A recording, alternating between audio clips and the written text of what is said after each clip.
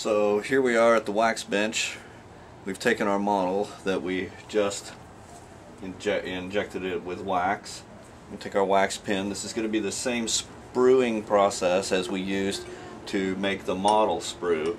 You get your wax pen hot, just heat up a little wax and attach your model to your base. Make sure that's nice and smooth around the edges so that you get good flow into your piece. And that's nice and sprued up.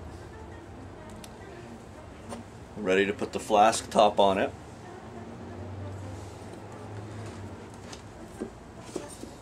And then we will mix our investment and we will fill the flask.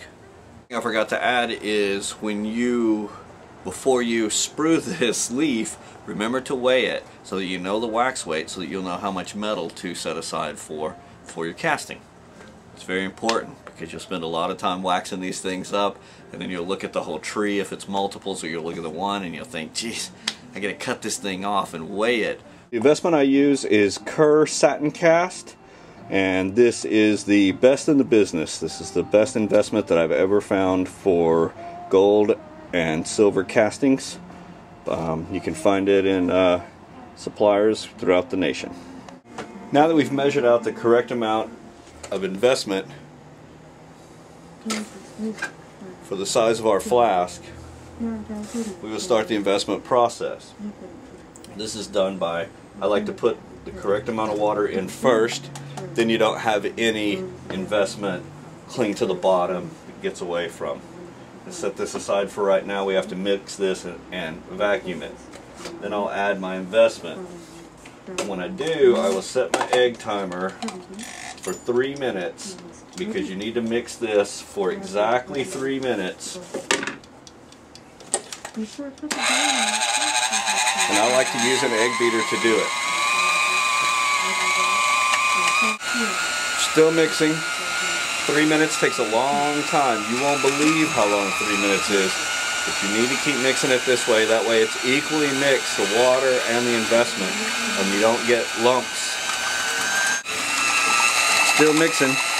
Making sure we don't get any lovely lady lumps. We don't want them. We don't want them in the investment. 3 minutes are up. We're going to stop the mixing.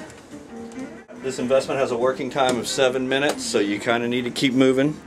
So stay here, stick with me here. We're going to now vacuum all the air that we whipped into that out of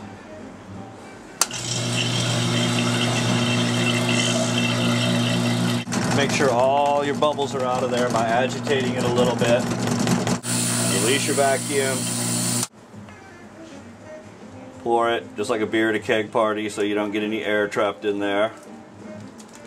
Set it back up there.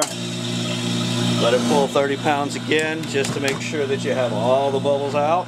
Make sure you leave some room for the expansion, and then add whatever's left of your investment to the flask to top it off properly so that you don't get a blowout. This flask needs to sit for at least 1 hour to cure before going into the oven for burnout. So 1 hour has elapsed and we're back from lunch. This thing's all set up. We're going to pop the bottom off the flask. You can see that's where it's going to burn out.